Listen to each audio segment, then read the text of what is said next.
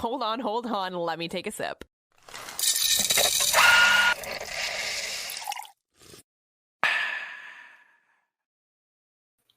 We made it. For a second, I thought you pressed the wrong button. I got a little notification that said, you've been removed. And I was like, removed? I don't have time to mess around with post-production today. It needs to go off flawlessly. Well, look at me. I'm dressed professionally.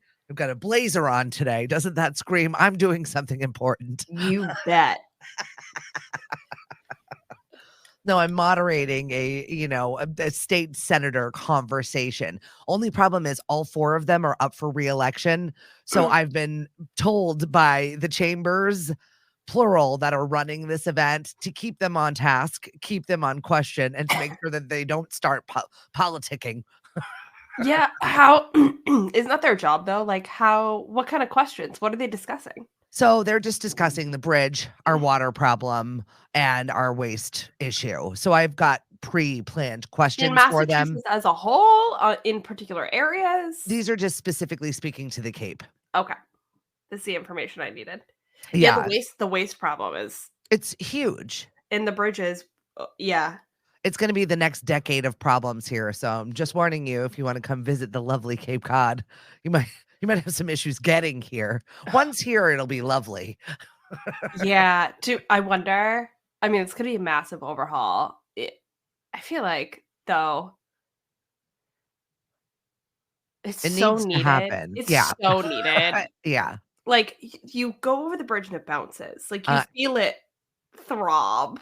Is the only way I can describe that bridge. And given the situation with that, boat walking into a bridge in Maryland this year, I think that we're all kind of like, okay, it's time. Let's get this done. Yeah, but I was actually talking about that with my dad. Like, the way the bridge is built, the potential of a boat big enough to cause that much damage veering to the sides of the canal where like the structure of the Cape Cod Bridge is like so slim. Yeah. Like, and we don't have big enough boats come through the canal to like cause that kind of damage. We have cruise ships come through the canal. Yeah, but they're not like the tugboats and the shipping boats are not like the size of that thing. I know, but I still feel like a cruise ship is big enough to scare anybody into something might happen. You just never know. Yeah, it's just not deep enough. I don't think the canal's not deep enough to like get anything big, really. Yeah, we definitely need new bridges, though. Like, I'm just gonna say it. I'm like, am I looking forward to that traffic? No. But no. So it's because it's both ways. Like right now, it's a little bit manageable because you can time it based on the direction you're going at the time of day you're going. You know? Well, it's depending because we're about to hit some summer situations. So true. Rough. True. But they did widen the lanes at the Bourne Bridge. And I laughed because it just added an extra lane of confusion. Like people already don't know how to drive around a rotary. Oh. Now there's like a third lane. So a third lane supposedly so you can get onto the bridge instead of clogging it all up to use the canal. It's going to be a problem. Good idea in theory. Right. Potential execution problem. Correct. The rotary, people in the rotary have the right of way. I'm just throwing that out there. No matter what country you're in, that is the rule. In the rotary, right away. Yes. Yep. All right. Now that I'm done barking about traffic, let's get into it's always confusing to me. Wait, now that we're talking about traffic right away. You know when you're turning left onto the highway? Yes. Is the person turning left or the person veering from the other side merging with you? Who has the right of way? I have the right of way from turning left, right? Right. Well, anytime you're turning into another lane, the person already traveling in that lane has the right of way. Right. But when you're coming, so you know how like you have to cross opposite traffic, right? Mm-hmm. And then the opposite traffic decides to get on the highway and you have to cross that lane and turn left. Turning left, have the right of way, not the person merging. The person merging can slow down and wait for me to turn left to get out of traffic. Right. Okay. People should know that. They should know that. Okay. Just my PSA. Well, we are driving here in Massachusetts, just in case you don't know where this podcast is located, Cape Cod, Massachusetts. With like the oldest roads, like none of these situations are bad. And then now it's construction season, so they just shut it off. They're like, nope, you can't leave today. A 1-lane highway with sticks in the middle. would not be approved by the state today. No, so this is what we have to deal with. We're Ending contending with a this. rotary, and then that's it. Like, the road just ends. It's a pile of bullshit that would not fly in any other state, but here. Pardon my cough. Oh, sorry. Everybody's got that seasonal allergen issue. Yeah, I'm having an asthma problem. I can't quite breathe. Anyway, okay, should we get into what's roasting? Let's please. Okay, so all but one of the Astroworld lawsuits have been settled. So the last one was supposed to, or one of them, 9 out of the 10 suits, including a suit from the family of Madison Dubowski, was originally slated to go to trial this week, have now been settled. So this is Interesting. Travis Scott's, all of his issues, 10 suits, and all of them were settled. So I'm curious, like, how much money was this Travis Scott? Was it his insurance company? Was it the rider of the production company? Did everybody get together and be like, what's the dollar amount? I would love to know. And I would Right? also love to know, too, with at least 4 wrongful death cases that have already been settled, what was holding up these last 10? Like, Yeah. why did you wait so long to do it? Because this has been going on for a really long time. Now, don't mind you, I know court systems and whatever. So but, like, slow. if you were and had the intent to settle with these people and not take it to court, wouldn't have been better from a PR standpoint to get it done and out of the way and, like, push it? Because now we're hearing about this again, and now we're Mhm. having all these questions a year later. Right. Right. But it's funny how it's like Astroworld. It's not, no one's saying Travis Scott in any of these things. It's Live Well, Nation, it's the tour, it's the other people. yeah, I mean, that's probably a liability thing, right? And they can't Mhm. legally say that it's Travis Scott because I'm sure Travis Scott is like an LLC and insurance and whatever for Astroworld, the company that's making money. Mhm. And he's like an employee, right? You kind of assume that's how that goes. Yep. So he's probably like wrapped in it from a marketing and PR standpoint, but probably not financially. Although it would just kill his profits. Like he would probably have to take a cut from what he's Yeah. pulling from the. Yeah, you're getting whacked either way. At Yeah. least this one, you don't just shut down your brand completely. So Yeah, I mean, he's had to. Like, is he? I haven't heard from him. Haven't done anything. No new no. music. No nothing. So I'm sure that's a direction of his team to like be quiet and do nothing and let this settle. Yeah. I'm just Yeah. curious what exactly was the settlement and what was the holdup. You're right. And Still what a have lot you of been questions doing? here. Mhm. Like, have you been parenting? Because we don't really see you a lot. Like, No. what are you doing? I want to know. Speaking of parenting, is the world ready for this? No. And the worst Is part this why Justin was crying? well, the drama. Okay, so in case you have not heard yet, Justin Bieber and Hailey Baldwin Bieber are having a baby. And Great, they're a married couple in Right. their late 20s. This should not be aren't shocking. they 30 yet? I don't think so. Let's Google them. I don't think so. I think Right? late 20s. Yeah, this is not shocking news. What's annoying about it is like all of the ways they like dodged this story to let it come out 6 months later. And Yeah, but he's then like 30. tease it, but then like not tease it, like crying photos, but then she like didn't stir up any rumor. Like they went to Coachella, and she wore baggy coats and hid it. Like how? How did you do Right? that? They had a nice little moment though where they renewed their vows in some pretty place and she wore some ridiculous gown. And then announced that they were pregnant. Great. I think this is a little dramatic. And I feel like I've just heard from you guys from a medical perspective way too much. Way too needy in the press lately. He is in fact 30 years old. Oh. So it's not like crazy that No. you're having a baby at this point in time. Even You if have they been had- married for like 6 years. Even if they had that much money and they were 25, like it would not be that crazy. Like, Right. who cares?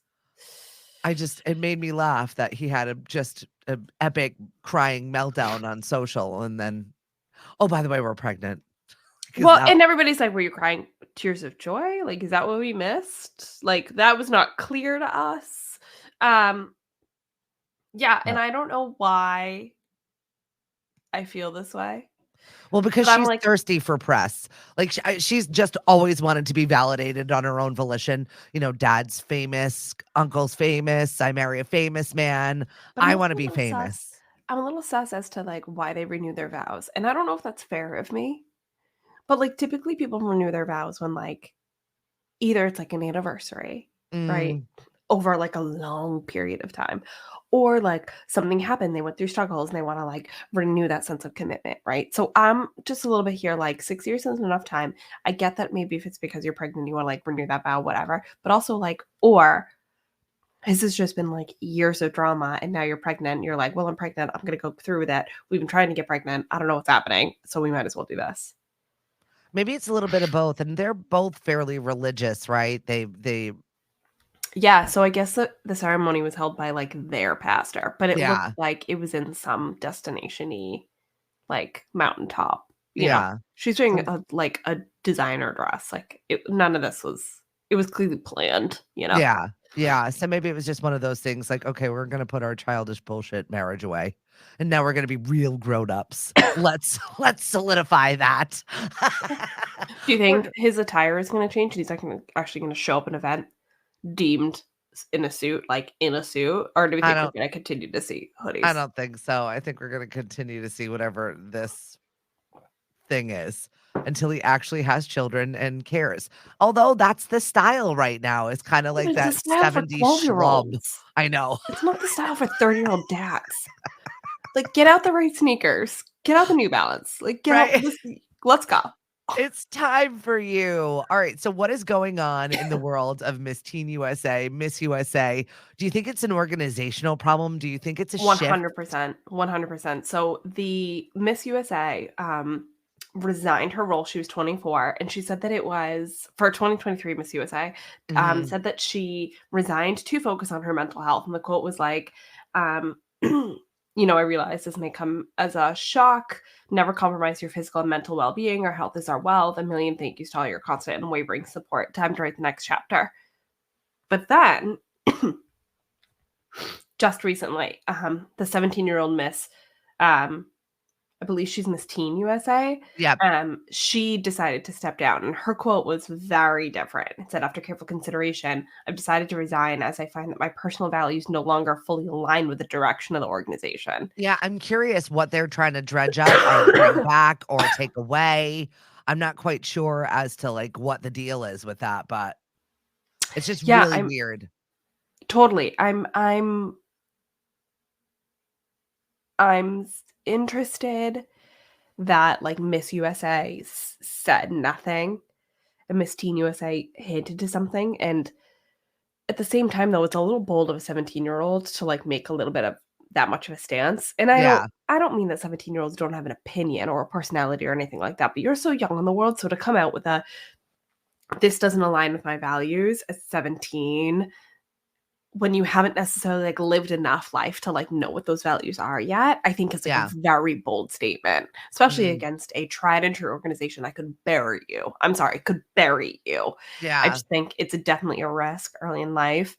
I would say that was not as much of a white flag as it maybe should have been. Like, you can leave for sure, but to put out that statement, I think is, like, a little bit of, uh, declaring a press war.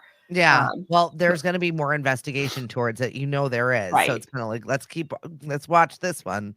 And I wonder what it is, like, what do you mean? Is it the bikini contest? Like, which thing didn't make sense in today's day and age? Because there's It could be a list. anything. I Yeah. know. It really could be anything. It's is Donald still involved in the organization? Is Yeah, there but she would have known that prior are to there sponsors that are suspect? Is it stuff that you have to do along with this role? A it lot had of to be that. It had to be yeah. something that she finds out after she won it, right? Otherwise, like Mhm. otherwise you have this vindictive mentality of, "I'm gonna win it, and then I'm gonna make a And then statement." I'm gonna do this. It Yeah. could be either. It could have just been that culture where you wanna win so badly, and then Yeah. when you get that job and you're like, this is what I wanted to win, I don't wanna win this." Yeah, And I'm that's sure. real too. Yep, And I agreed. feel like this new generation is just not gonna put up with that crap. They're just No. not. No, I'll be interested to see which colleges she gets into. No, Well, I watch my 17-year-old now, and she's just not. If it's not for her, it's not for her, and no one's making her do it. Yeah, yeah. It's not happening. They absolutely march to their own beat. They do. So I just want to know what happened. Yeah, I agree. Tell us what happened I on just this need doll. more. I need more on this. Thank you. Exactly. I feel like this is the name of this episode. Okay, so can we talk about Jana Kramer for a minute? Who even is she? Like, and I don't mean like who is she? I mean like who even is she now? Right. Like, what are you contributing to society and pop culture society enough to think you have an opinion on somebody else's relationship? Her podcast is pretty popular. Okay. I didn't even know her- she had a podcast. So. Well, it's a wind down podcast, basically, where she complains and drinks wine. You don't think it's kind of funny then her giving her next commentary on Travis Kelce? That her podcast is literally about wine. Exactly. And then she pointed out that she thinks Travis Kelce is always drunk and a bad influence on Taylor Swift. Well, I mean, she is coming from One Tree Hill, which had a lot of like weirdness on the set. So she can speak to a culture that's not so hot as far as in a work environment. However, like we see them, Travis Kelce and Taylor Swift, in context of two modes: their professional lives, where they're like working and on a stage, or they're out together publicly. Right. We don't see them at home. We don't see their inner workings of their relationship. We don't see how they act in their daily lives. Like, if the pictures are only taken of you out in public, doing public things, of course you're going to be maybe drinking and partying and whatever. They've also been like in a celebration mode. Like, I feel like these comments are like completely like out of left field. If you take a snapshot of the last few months for both of them, they 100% have been in a celebratory space. You know, they've been popping up in Vegas, parties, sloppy drinking, really enjoying each other. But it's like, dude just won the Super Bowl and she just finished a world tour and dumped a heartbreak record. And like, they went on vacation. Each other. Right. Like, who's to say she's doing that at home? She's probably not. She also has to like work out and keep her body in shape to put on a 3.5-hour concert and like create a new concert after her old concert because she dropped a new album in the middle of concerts. Like, wait a minute. I'm going to bet that she probably, and by the way, she's 35. She like does not have time, and she has the independence to be able to say, I don't want to drink tonight. You don't need to be an influence on me. And they can still have a relationship. I just feel like these are weird comments. Yeah, almost like this is what's getting traction right now. Let's jump into this ring. But if you're watching this as a snapshot, if you're watching this as a person that's just kind of like in that life but not in that life and watching the snapshots of it, you're gonna think that it looks a little like, okay, he's sloppy. She's being sloppy with him. I think it's like his goofy personality too. I think like doesn't help. But I love the fact that he was like, I literally don't know who this person is. Exactly. And then when they told him, he was like, okay, I think she's just blowing hot air to get attention. Right. Well, you know, they've got a podcast with his brother. She's got a podcast. I feel like everybody's got a podcast. Mama Kelce was on a podcast this week talking to Martha Stewart, who also has a podcast. It's crazy how Martha Stewart has a podcast. Right. And Mama Kelce was talking about how she stayed with their dad until they both graduated college because she didn't want to interrupt them or be a part of, you know, whatever it was. I don't know why they decided to talk to her this week, but this was the conversation that was had. At least it's a different conversation than like, tell me about your kids and tell me about like Taylor. Like at least Mama Kelce gets to answer a question about her own life. Yeah, that's true. That's true. So I think this is just salacious drama drummed up by everybody and their mother who has a podcast. And their mother. Well, it's Mother's Day weekend, everybody. I know you and I are both like, that's great. Here's to all the moms out there. And the dog moms and my sister-in-law who's a new mom. Oh, I didn't even know about the baby. We didn't even talk about the baby.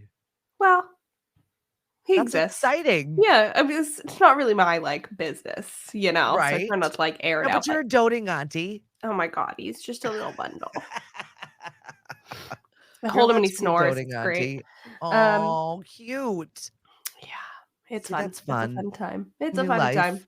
Yeah. New life Um, for Gypsy Rose, since we're over here talking about it, who is convinced that Taylor Swift's Fresh Out the Slammer is about her. which is kind of funny that she's like so self-centered enough in her own world between the men that like she thinks Taylor Swift. But I mean, is it? Could look She's at the been list. in prison. She's had movies about her life. She comes out of prison and everybody wants her. Everybody wants the story. Everybody wants to be involved with whatever it is that's going on. So at least we know that like she's got a favorite song in the album. Mm-hmm. I can see how Gypsy Rose would relate to it, just looking at the lyrics a little bit. But girly, I think maybe this is about Taylor Swift and the ending of her relationship. Not about you. Great metaphor. I think less reality, but I love the place you're in mentally to think about it that way. Taylor Swift is writing for me. Can you imagine? It's cute. It's endearing. It's still kind of like It that is very childlike endearing. mind that she has, though. Completely. All right, that's it. All I got, really. Do you have content Rex? Oh yeah, I gotta find the name of my book. What's your? Well, I just wanted to show. I had Judy Lannon on. She's a local Cape Cod author. Oh, 9 days. Super easy beach read. You'll be done with it in like a day. But it actually got my girlfriend, who I don't think she's ever read a book in her entire life, to read it and enjoy it and look for the sequel, which is Making Genevieve, who is a horrible person. But I had Judy on my show and she was talking about 9 days that she wrote while she was in the 9 days before her mother passed away in the hospital, Cape Cod Hospital. And so she made up this like fake family from all the personalities around her from the people at Cape Cod Hospital. I'm sure that is an interesting story. Oh, yeah. So, like, I just started getting into it just a little bit. I'll be done with it probably by the end of the day if I ever have 20 minutes to myself. But I definitely suggest Judy Lannon's 2 new books, and she's got Making Genevieve, which is about the rotten mom and her origin story, sort of. It's not necessarily in chronological order by any means, but it's just about her and her person and what kind of woman she is and why she is the way she is. Why are you the way you are? You've asked that question about a lot of people. It's what happens when you work in customer service. Oh, yeah. I can't even imagine. There's good days and bad days. Mm-hmm. The full moon is a real thing. That's all I'm going to say. My content rec is this book. It's called When We Were Enemies. Let me pull up the author. I would say it's okay. I think their intention was to do this like enemies to lovers trope, which is like a big thing in the romance world. It's from a dual perspective between 2 different generations. It has some heavy religious themes. So if you're, I would say, Catholic, this might resonate with you. For me, that part of the book didn't quite resonate, but it was still a good story. But it was still an easy read. I think, is it the best book I've ever read? No. Is it a book that I was happy to put back on my shelf and never read again? Yes. But check. It is what it was. And then my other content rec is, I'm just going to say it again, we've got new seasons filming, we have new shows coming out, we have all the things. So I said Bridgerton last week. This week it's Emily in Paris. I rewatched season 3 to get myself caught up because they are in the process of producing season 4, which I'm very excited about. And I love that show. I just think it's light and easy and funny, and like the dialogue is funny and the characters are funny and it's like predictable and easy. But the sets and the costumes and the fashion is superb. So yeah, and I love Lily Collins. She's just a doll. She's literally a doll. She's literally a doll. Mm-hmm. She's so cute. She's like this little model frame. Yeah. But she's just so likable too. And like just the personality, I feel, has a lot of her own personality. So I think it's just a perfect character that was almost developed perfectly for her. I agree. That's it. That's all I got. Cute stuff. Well, enjoy your weekend. I know you're working all weekend, and so am I. However, I am going to go with my daughter after I work on Sunday to inoculate logs with mushrooms. So I'm very excited. Very exciting. Yay. I'll talk all about it on Monday. So I will be looking forward to that show. Sounds Get perky with us Monday, Wednesday, and Friday. Follow us on Facebook, Twitter, and Instagram at The First Shot Morning Show. Bye, everybody. The First Shot Morning Show is produced by Lemonadio. When life gives you lemons, make radio. We encourage everyone to listen happier.com.